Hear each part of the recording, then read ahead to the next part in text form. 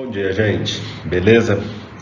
Bom, dando continuidade aqui ao que a gente começou a tratar, né? Na aula passada a gente terminou de falar sobre classes de palavras, falou de um conceito muito importante para a gente, que é o conceito de coesão, né? Espero que vocês tenham feito os exercícios que eu indiquei, beleza? E aí, eu queria que a gente levantasse um assunto que é muito importante para a gente, um assunto que cai com uma frequência enorme em vestibular, que é a ambiguidade. Todo mundo se lembra, né, que ambiguidade é um conceito que a gente pode definir da seguinte maneira, né? Quando uma frase ou um trecho, um parágrafo, o que quer que seja, tem mais de um sentido, né? E melhor, mais do que um sentido plausível, beleza? E aí, um pouquinho diferente, eu queria falar sobre esse assunto com vocês, chamando atenção para memes, porque os memes, então, já que a gente está em casa, que a gente tem a oportunidade aqui de usar outros meios, né, que na sala de aula ficam mais complicados de a gente usar, então vamos tentar usar, tentar aproveitar essa situação que a gente está e tirar o máximo que a gente puder dela. Então eu quero falar desse assunto abordando especificamente memes, beleza? Que é um assunto que inclusive cai bastante em vestibular, tá bom? Então é o seguinte, eu coloquei aqui na apresentação ambiguidade lexical e ambiguidade sintática, que são as duas mais importantes. São dois tipos de ambiguidade. Porém, a gente vai ver que existem outros também, tá bom? Então, vamos começar. Bom, para a gente começar, então, eu quero abordar um tipo de ambiguidade que é um pouco bobinho, certo? Que é a ambiguidade fonética. Todo mundo se lembra desse nome? Fonética é algo que está relacionado ao som, né? E aqui eu apresento dois conceitos, né, que vão ser importantes para a gente, que são os conceitos de cacófato e de parônimos. Parônimos é o conceito sobre o qual a gente já falou em sala de aula, né, que era quando eu tenho palavras parecidas, cujo significante é parecido, mas elas têm significados diferentes. E cacófato é quando é que acontece o seguinte: na fala a gente não separa as palavras, na fala a gente emenda uma palavra na outra, né? O que é o cacófato? É quando eu pego o final de uma palavra e o começo de outra e elas se juntam de modo a formar uma terceira palavra que não tinha nada a ver com o contexto, né? Então, é o seguinte, o que é a ambiguidade fonética? É quando os dois sentidos estão relacionados a uma semelhança de sonoridade entre as palavras. Então eu trouxe aqui um meme, que é o seguinte, tem lá uma moça assistindo televisão e ela dando risada, certo? Aí alguém fala, por que sua irmã fica rindo das propagandas de remédio? Aí ele diz, porque o Ministério da Saúde adverte. Não tem graça nenhuma, né? Mas só para a gente entender o que é ambiguidade fonética, tá certo? A ambiguidade fonética é quando eu tenho dois sentidos para o mesmo trecho, mas isso causado por uma questão sonora, beleza? Na aula interativa que a gente for ter, eu vou trazer outros exemplos disso daqui também, tá bom? Na continuação, um exemplo de ambiguidade lexical. Essa daqui nos interessa muito, muito, muito. É a mais comum, inclusive. O que é léxico? Léxico é conjunto de palavras, certo? É quando o problema aqui está relacionado não à sonoridade, mas ao fato de que aquela palavra pode ter mais de um sentido. A gente deu um nome para isso na aula, né? A gente falou que quando uma palavra tem mais de um sentido, a gente diz que essa palavra é polissêmica, beleza? Lembra de polissemia? Então, quando eu tenho uma palavra polissêmica e eu coloco numa frase em que eu não sei qual dos sentidos que ela tem que ser entendida, estamos falando então de um caso de ambiguidade lexical. Se bem que esses nomes não importam muito para a gente, tá? O que importa é a gente entender quais são os mecanismos que geram ambiguidade. Pode ser sonoridade, pode ser polissemia, beleza? Então o exemplo está ali. Também é uma charge que diz: você é do governo? Não. Então tira a mão da minha poupança. E ali a gente tem um ônibus lotado e tal. Qual que é a palavra polissêmica aí? É a palavra poupança, né? Então, tira a mão da minha poupança. No contexto do governo, é a economia que a pessoa faz, né? Que ela trabalha e guarda dinheiro. E aqui no contexto do ônibus lotado, poupança são as nádegas, beleza? Vou trazer um outro exemplo. Vamos ver se vai. Aqui. Um outro exemplo de ambiguidade lexical, eu adoro esse aqui é muito engraçado. Então alguém colocou lá no Twitter, o sistema nervoso do ser humano. Então tá lá o cérebro com todos os nervos e tal. E aí alguém comentou, ele parece um pouco nervoso. Desculpa, gente, esse daqui realmente é bom, né? Qual que é a palavra polissêmica aqui? Por que é um caso de ambiguidade lexical? A palavra polissêmica é a palavra nervoso, né? Porque ela está no contexto lá da biologia, o nome que a gente dá para o sistema de nervos, e no contexto aqui da brincadeira que o cara fez devido aos olhos, né, do indivíduo que está ali, nervoso no sentido de bravo, de assustado, né? Tranquilo? Sim. Então a gente vai para um outro tipo de ambiguidade agora. Bom, e aí, depois de a gente ter falado de ambiguidade lexical, que é bem importante, né? Quando a gente fala de polissemia, lembram que polissemia e ambiguidade não são necessariamente a mesma coisa. A polissemia pode gerar ambiguidades, certo? Agora, a gente vai falar de ambiguidade sintática, que do ponto de vista gramatical é a mais importante para a gente. Por quê? O que é sintaxe? Sintaxe, a gente definiu lá no comecinho, que é quando você tem a classificação que um termo tem no contexto da frase em que ele está posto. Quando você diz assim, essa frase, esse termo é o sujeito dessa frase, você está dizendo que em relação aos outros termos, aquele termo exerce um papel de sujeito, né? Mas é uma classificação dada na relação com os outros, tranquilo? E a ambiguidade sintática? Já que sintaxe é a maneira como os termos se correlacionam, a ambiguidade sintática ela é gerada por causa de um termo que eu não sei dizer se ele está ligado à palavra A ou à palavra B. Né? Então, já que as palavras estão ligadas entre si, pode ocorrer um caso em que eu tenha um termo que está ligado a uma coisa ou outra, tá certo? Sei que ficou um pouquinho confuso, mas no exemplo aqui vai ficar mais claro. Então, o exemplo que eu trouxe aqui é uma placa em que está escrito: não atendemos sem camisa. Obviamente, essa placa é ambígua, né?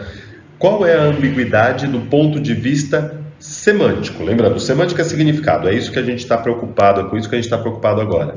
Semanticamente, eu vou dizer, olha, ou ele está querendo dizer, não atendemos pessoas que estejam sem camisa, certo? Que inclusive deve ser a intenção da pessoa que fez a placa, ou não atendemos enquanto nós estamos sem camisa, né?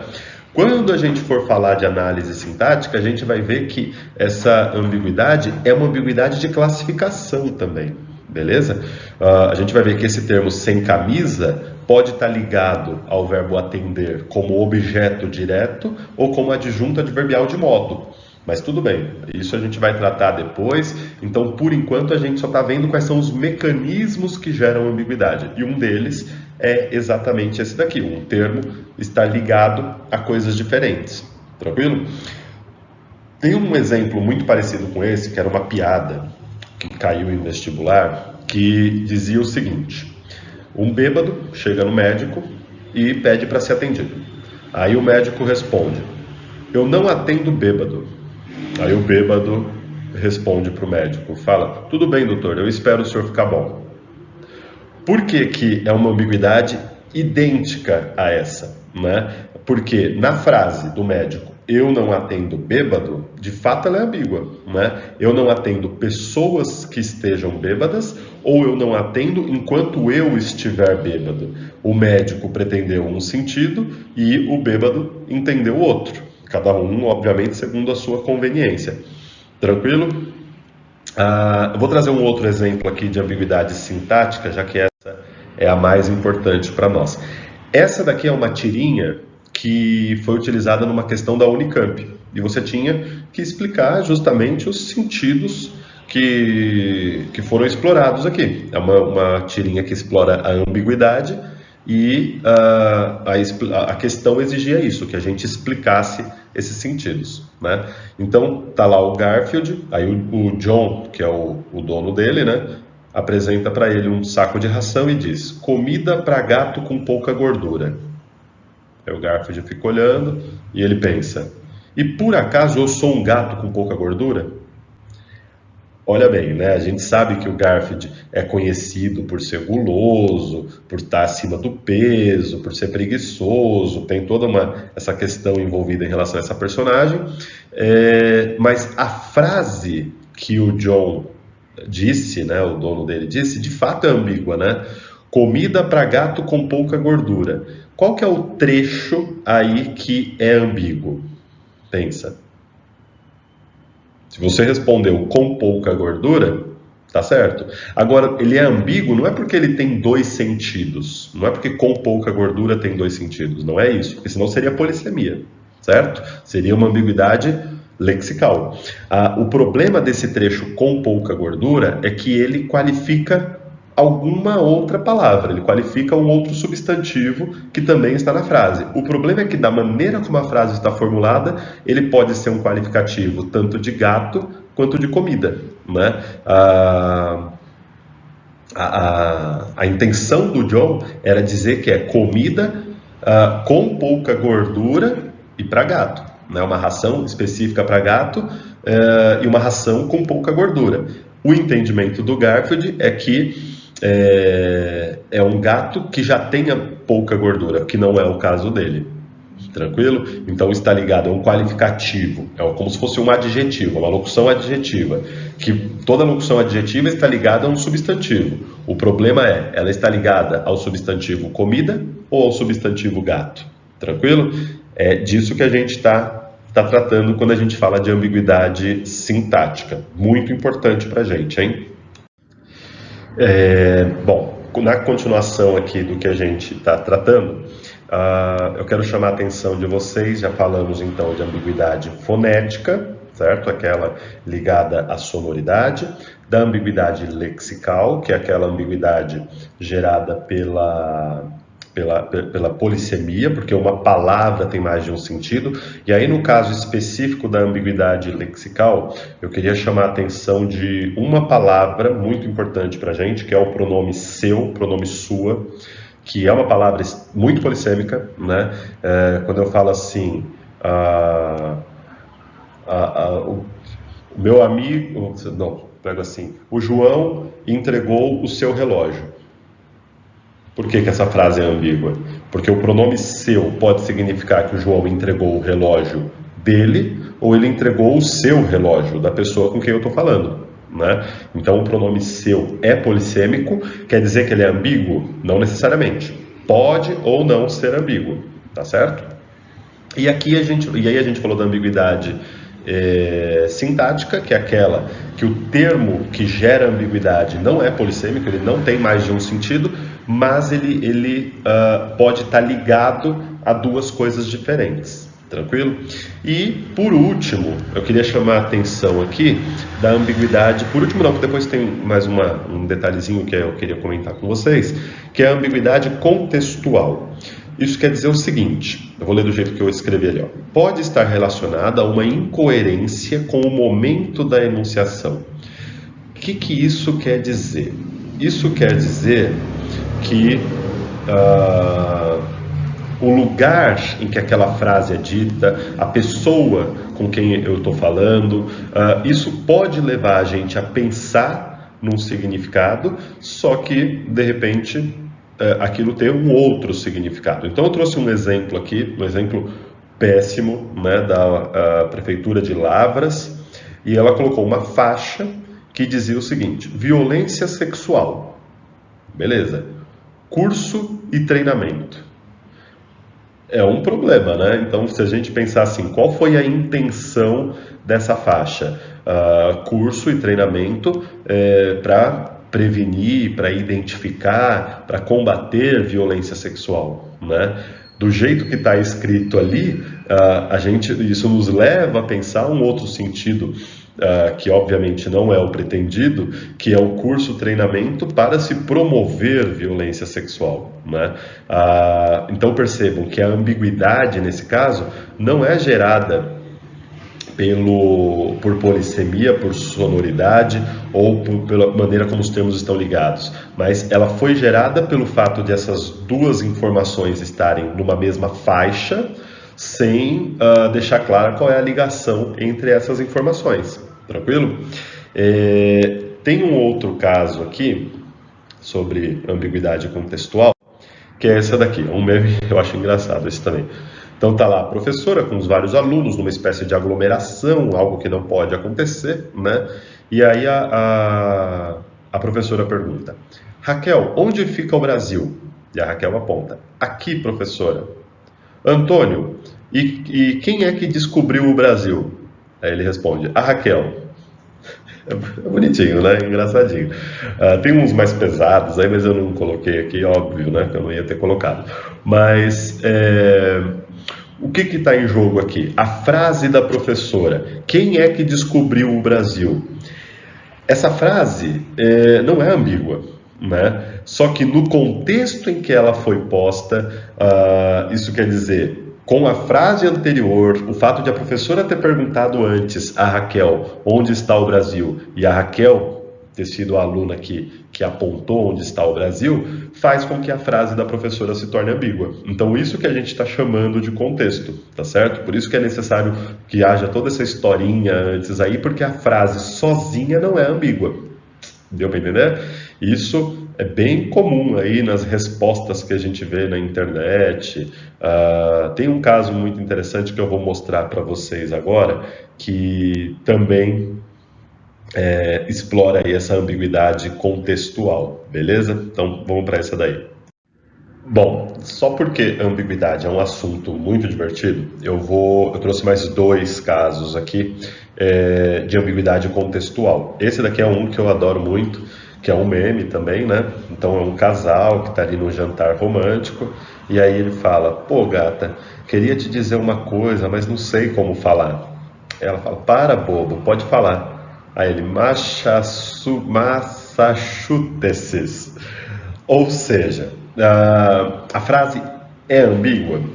É ambígua. Só que ela é ambígua devido ao contexto em que ela está posta, né? Então, quando ele fala assim: pô, gata, queria te dizer uma coisa, mas não sei como falar. Você espera, nossa expectativa, dado o contexto em que isso está posto, alguma coisa romântica, uma declaração, ele vai dizer que quer se casar com ela, o que quer que seja, né?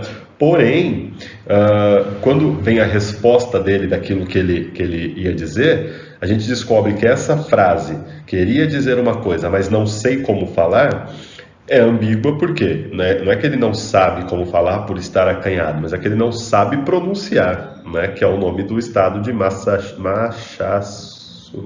também não sei falar, mas que é o nome daquele estado dos Estados Unidos, tranquilo? E para terminar esse caso da ambiguidade contextual, que na minha opinião é aquela que mais gera o efeito de humor e tudo mais, tem um outro caso aqui, eu dou muita risada com esse caso, que é o seguinte: a pessoa colocou lá no Facebook: estou atrás de uma geladeira. Só que tem um detalhe, você tem que entender em que contexto ela disse isso. Olha a importância do contexto. É uma página de classificados. É uma página... Então, por isso que eu falei que depende do momento da enunciação, depende do lugar em que essa frase foi dita, né? Então, a pessoa está querendo comprar uma geladeira, né? E aí alguém comenta: sai daí, então. Então percebam que a frase de fato é ambígua, né? Estou atrás de uma geladeira. Lógico que tem uma ambiguidade lexical aqui também. O atrás no sentido de estar procurando, que foi a intenção da pessoa, né? Ou o atrás no sentido de posição, né? Ela está na parte de trás de uma geladeira. E aí o indivíduo, o Josivaldo, respondeu: sai daí então. Deu para entender? Gente, a gente tem mais alguns casos que eu quero mostrar para vocês, porém, uma coisa que acontece muito quando a gente tem exercícios de ambiguidade é a dificuldade que a gente pode ter, por exemplo, de explicar os dois sentidos, né? De redigir a resposta. Então, quando a gente for redigir respostas de questões que explorem ambiguidade, tomem cuidado para não reproduzir a ambiguidade, tá certo? Às vezes a gente entende muito bem, mas quando vai passar para o papel a gente tem uma dificuldade ali de ser claro, tá certo? Beleza? Eu quero mostrar para vocês mais dois casos, um de ambiguidade em imagem e um de ambiguidade em texto. A gente só viu casos de meme até agora, obviamente que envolve texto, né? Mas é uma questão da FUVEST, essa de texto, de como que isso daí cai para a gente em exercícios que não são memes, né? Mas como textos também podem ser ambíguos, e nem sempre a ambiguidade é para gerar humor. Às vezes a ambiguidade é um erro, a ambiguidade é um defeito do texto, ou às vezes ela é algum recurso usado para tornar o texto criativo, né? A publicidade costuma usar muito a ambiguidade para tornar o texto criativo, beleza? E no final eu vou apresentar os exercícios que a gente tem de fazer sobre esse assunto, tá bom? Bom, aqui a gente tem um exemplo de uma publicidade da companhia aérea Gol, né? Quando a Gol passou a operar voos para a Argentina. E a gente nem precisa ler o texto todo ali, nem dá para ler, né? A publicidade tem muita coisa escrita, não dá para ler, mas só a parte grande. Gol, os argentinos merecem. E aí, mas o foco nosso está na imagem, né? O que vocês diriam? Por que essa imagem é representativa do ponto de vista textual? E alerto vocês de que a FUVEST, por exemplo, gosta muito de falar sobre interpretação de imagens, certo? Porque essa imagem representa, né, o céu, o mar, né? Obviamente isso tem tudo a ver com o fato de ser uma companhia aérea, né? Mas da maneira como esses elementos estão dispostos, a gente tem ali uma representação da bandeira da Argentina, né? Procurem aí no Google depois, para quem não conhece, a bandeira da Argentina é exatamente isso, é uma faixa azul, uma faixa branca, outra faixa azul, com um sol, né, dourado no centro. Então, não é por um acaso que essa imagem está aí. Gera-se uma ambiguidade, ao mesmo tempo que é uma representação do céu, né, que tem a ver com a temática da companhia aérea, é uma representação da bandeira da Argentina, que tem a ver com o fato de ser uma publicidade voltada para voos que ligam o Brasil à Argentina. Beleza? Bom, gente, para encerrar o nosso assunto, está batendo o tempo já, eu quero comentar aqui uma questãozinha da FUVEST, que tem uma ambiguidade. A ambiguidade está no título, a questão já falava isso para a gente. É uma questão que diz, tem um texto que diz o seguinte: dinheiro encontrado no lixo. Organizados numa cooperativa em Curitiba, catadores de lixo livraram-se dos intermediários e conseguem ganhar por mês, em média, R$ 600, o salário inicial de uma professora de escola pública em São Paulo. O negócio prosperou porque está em Curitiba, cidade conhecida dentro e fora do país pelo sucesso na reciclagem de lixo.